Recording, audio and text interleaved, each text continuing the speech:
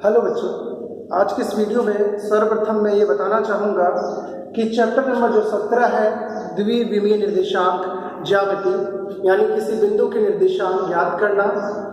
इस चैप्टर में से एक बिंदु यानी एक टॉपिक को हटा दिया गया है, त्रिभुज का क्षेत्रफल ज्ञात करना।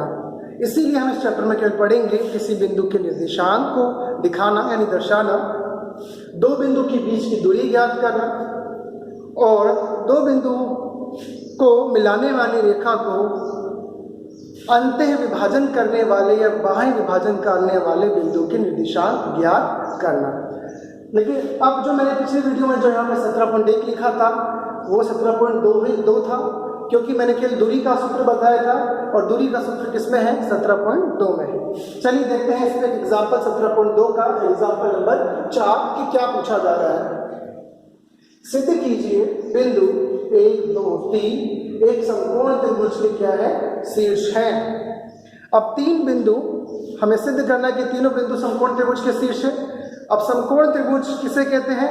समकोण त्रिभुज में जो तीन बिंदु होते हैं वो तीनों बिंदु से हम कितनी दूरी निकाल सकते हैं? 3 दूरी निकाल सकते हैं और तीनों दूरी का हम वर्ग निकाल के क्या सिद्ध करेंगे कि किन्हीं दो दूरी के वर्गों का योग तीसरी दूरी के वर्ग के बराबर होना चाहिए। इस प्रमेय को हम कहते हैं पाइथागोरस प्रमेय, यानी समकोण त्रिभुज के लिए हमें पाइथागोरस प्रमेय सिद्ध करना पड़ेगा। और पाइथागोरस प्रमेय क्या कहता है कि दो दूरी के वर्गों का योग तीसरी दूरी के वर्ग के बराबर होना चाहिए।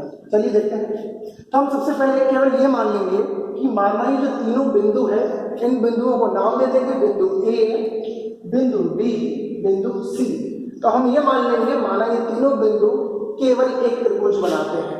तो हमने केवल क्या माना? त्रिभुज बनाते हैं, लेकिन हमें सिद्ध करना है समकोण बनाते हैं। इसलिए अब मैं इन तीनों बिंदु से इन तीनों बिंदु से क्या बना? त्रिभुज बना। त्रिभुज में कितनी भुजाएं होती हैं? 3 भुजाएं होती हैं। हम उन तीनों भुजाओं की लंबाई निकालेंगे। तो इन तीनों बिंदु से त्रिभुज जो बनेगा उसमें 3 भुजा कौन कौन सी होगी? भुजा ए बी, भुजा बी सी और भुजा ए सी। हम इन तीनों भुजाओं की लंबाई निकालेंगे, दूरी निकालेंगे और दूरी का क्या निकालेंगे? वर्ग निकालेंगे। आइए देखते हैं। तो सबसे पहली भुजा की लंबाई निकली। इस त्रिभुज की पहली भुजा ए बी, यानी हम कह सकते हैं भुजा ए बी या भुजा ए बी की लंबाई या भुजा ए बी की दूरी। तो दूरी का सूत्र प्रयोग करेंगे। दूरी, भुजा की दूरी ए बी बराबर अंडर रूट में करनी में, अब मैंने फॉर्मूला क्या बताया था? ए बी, यानी हम कह सकते हैं बी में से ए घटाएंगे, x2 माइनस x1 का whole square plus y2 minus y1। Formula लिखेंगे x2 कितना है? 3 में से घटाएंगे 1, 3 माइनस 1 का square plus y2 minus y1, 0 minus 2 यानी 0 प्लस 2। इसको सरल करेंगे, यहाँ से 2 स्क्वायर आ जाएगा, यहाँ से भी 2 स्क्वायर आ जाएगा। सरल करेंगे करने में कितना जाएगा? 8। इसे हम और भी सरल कर सकते हैं, लेकिन अभी हम इतना छोड़ देते हैं। तो इस प्रकार पहली भुजा की लंबाई या दूरी हमने ज्ञात कर ली है। अगली भुजा की दूरी ज्ञात करते हैं। भुजा BC की दूरी या भुजा BC की लंबाई बराबर, अब हम क्या करेंगे? फॉर्मूला लगाएंगे सी में से बी घटा करके। तो BC करनी में x2 माइनस x1 1 माइनस 3 का square plus y2 minus y1 यानी 2 माइनस 0 स्क्वायर। इस प्रकार इसको भी सरल कर लेंगे। यहाँ से आएगा -2 का वर्ग, यहाँ से आएगा +2 का वर्ग। सरल करेंगे, इसका वर्ग 4, इसका वर्ग 4, 4 + 4 करनी 8। इसको भी इतना छोड़ देंगे। अगली भुजा की लंबाई निकालते हैं। अगली भुजा होगी भुजा AC। तो भुजा AC की भी दूरी निकाल के दिखाते हैं। करनी में अब हम घटाएंगे ऐसे, C में से A घटाएंगे, x2 minus x1 1 minus 1, x में से x घटाएंगे 1 माइनस 1 का स्क्वायर और 2 में से घटाएंगे माइनस का 2, तो 2 में से 2 माइनस 2, तो माइनस 2 बार आ गया, तो माइनस प्लस 2 + 2 का स्क्वायर। इसको सरल करेंगे, ये 0 स्क्वायर मतलब 0 का कोई मतलब नहीं। 2 + 2 कितना हुआ? 4, 4 का स्क्वायर और 4 का स्क्वायर कितना होता है? 4। तो इस प्रकार हमने तीनों भुजा की लंबाई या दूरी हमने ज्ञात कर ली। पाइथागोरस प्रमेय के लिए मैं तीनों भुजाओं की दूरी का या लंबाई का क्या निकालूंगा? वर्ग ज्ञात करूंगा। तो सबसे पहली भुजा AB का वर्ग, मैं इसका वर्ग कर रहा हूँ, AB स्क्वायर, इसका वर्ग हो गया। जब हम इसका वर्ग करेंगे करनी 8 का, तो करनी 8 का वर्ग कितना आएगा? 8 आएगा। करनी का चिन्ह हट जाएगा। इसी प्रकार मैं अभी भुजा का वर्ग निकालता हूँ। BC का वर्ग कितना आएगा, वो वर्ग भी 8 ही आएगा। अगला वर्ग निकालेंगे तीसरी भुजा का, भुजा AC का वर्ग यहाँ निकालेंगे तो कितना आ जाएगा, 4 का वर्ग कितना होता है, 16। इस प्रकार हमने 3 बिंदु से बनने वाले त्रिभुज की तीनों भुजाओं की दूरी का क्या निकाल दिया, वर्ग। अब पाइथागोरस प्रमेय कहता है कि इन तीनों दूरी के वर्ग में से 2 दूरी के वर्गों का योग तीसरी दूरी के वर्ग के बराबर होना चाहिए। अब हम यहाँ पे देख रहे हैं कि 8 + 8 = 16 है, तो हम यहाँ लिख देंगे 8 + 8 = 16, राइट। 8 पहले 8 का मतलब हुआ AB का स्क्वायर प्लस दूसरे 8 का मतलब हुआ BC का स्क्वायर बराबर, और 16 का मतलब हुआ AC स्क्वायर। अब ये जो कथन बना, ये कथन क्या कहता है कि 2 दूरी के वर्गों का योग तीसरी दूरी के वर्ग के क्या है, बराबर है। इसलिए हम अंत में लिखेंगे, चूंकि यहाँ पर इस त्रिभुज में, त्रिभुज ABC में पाइथागोरस प्रमेय लागू होता है, इसलिए ये त्रिभुज कौन सा त्रिभुज, त्रिभुज ABC, तो तुम लास्ट में लिखोगे त्रिभुज ABC कैसा त्रिभुज है, समकोण त्रिभुज है। आइए अब अगला एग्जाम्पल देखते हैं बच्चों। अब हम देखते हैं अगला एग्जाम्पल। एक सवाल ले लेते हैं 17.2 का क्वेश्चन नंबर 6वां। वही दूरी का सूत्र ही यूज करना है। बिंदु ये और ये, इनके बीच की दूरी यदि 13 हो तो y का मान ज्ञात करना है।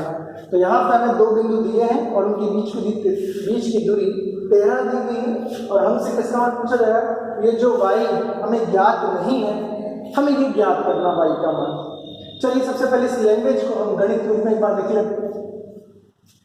लेकिन सबसे पहले क्या काम करना है, सबसे पहले बिंदुओं को नाम देना पड़ता है, ठीक है। तो हम बिंदुओं को नाम, 2 बिंदुओं को कुछ भी नाम दे सकते हैं, बिंदु AB या CD या PQ या RS। तो हम मान लेते हैं यहाँ पे इस पहले बिंदु को A मान लेते हैं, बिंदु A और बिंदु B, और इसी लाइन पे रिपीट कर लेते हैं, बिंदु A और बिंदु B के मध्य की दूरी बराबर है किसके, 13 के। अब इसको गणित रूप में हम कैसे लिखेंगे, A और B की दूरी को हम लिखेंगे, ध्यान से समझना, A और B की दूरी को हम लिखेंगे AB। क्या लिखेंगे, AB। AB जो दूरी है वो किसके बराबर है, 13 के बराबर है। तो हमने इसको गणित रूप में ऐसे लिख दिया। तो जो हमने इसको ऐसे लिख दिया है दूरी AB, अब हम इस दूरी का सूत्र लगाते हैं। इस दूरी का सूत्र किस में लगेगा, करणी में। तो दूरी AB का सूत्र करणी में सबसे पहले आएगा x2 - x1। तो x2 - x1 कैसे करोगे, B में से A घटाओगे। ध्यान से समझो, यहाँ पर A और B, x में से x घटाओगे, x2 - x1, 4 में से घटाओगे माइनस का 1, तो माइनस माइनस क्या हो जाएगा, प्लस। तो 4 - -1, तो 4 + 1 हो जाएगा का होल स्क्वायर, 4 + 1 का whole square, plus y2 - y1, तो -7 में से घटाओगे y प्लस का y का स्क्वायर। तो इस प्रकार से x2 - x1 plus y2 - y1 का स्क्वायर लिख दिया गया। इस दूरी का सूत्र लगा दिया गया, और ये दूरी किसके बराबर है, वही 13 के बराबर है। अब इसको सरल कर लेते हैं, करनी का चिन्ह ऐसा का ऐसा, 4 में 1 5, तो हम इसको लिख सकते हैं 5 का वर्ग।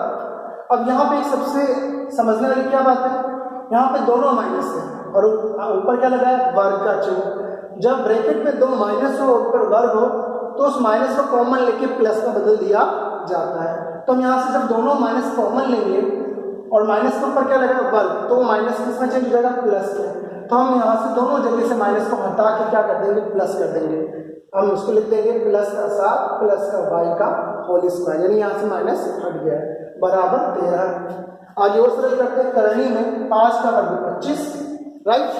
अब देखिए मैंने जो ब्रैकेट में लिखा है 7 + y का होल स्क्वायर, यहाँ पे फॉर्मूला अप्लाई हो रहा है a + b का होल स्क्वायर। तो यहाँ पर a का square plus 2ab plus b square, 7 का स्क्वायर 49, 2ab करोगे तो 14y आएगा, b स्क्वायर करोगे तो y स्क्वायर आएगा, बराबर 13।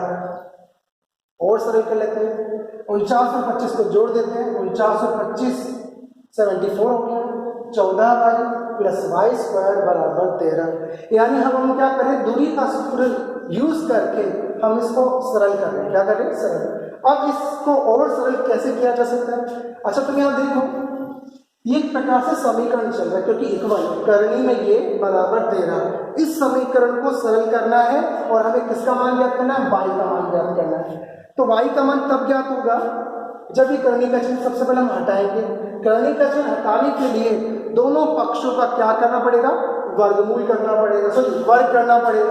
तो हम यहाँ लिखेंगे दोनों पक्षों का वर्ग करने पर, जब हम दोनों पक्षों का वर्ग करेंगे तो बाएं हाथ से वर्गमूल का चिन्ह क्या हो जाएगा? हट जाएगा। और अब मैं इसे लिख सकता हूँ, सबसे पहले इसे लिख देता हूँ बड़ी घात को, y² प्लस 14y प्लस 74। इस प्रकार बाएं पक्ष का वर्ग हो गया और बराबर दाएं पक्ष का वर्ग हो जाएगा 13 का स्क्वायर। अब ये समीकरण जो कि y में है इसको और सरल करते हैं और अंत में इसको गुणनखंड विधि से हल करके हम y का मान ज्ञात कर लेते हैं। देखिए यहाँ पर आएगा y² ऐसा का ऐसा लिखा 14y प्लस 74, 13 का वर्ग जो होता है वो होता है 169 169, और इसको हम इस पक्ष में ले लेंगे बाएं पक्ष में, तो किसका हो जाएगा? माइनस का, बराबर में कितना आ जाएगा? 0 हो जाएगा। और सरल करते हैं y² प्लस 14y, 74 में से हम घटाएंगे 169 घटाएंगे तो आएगा माइनस का 95 बराबर 0। अब ये कैसा समीकरण है?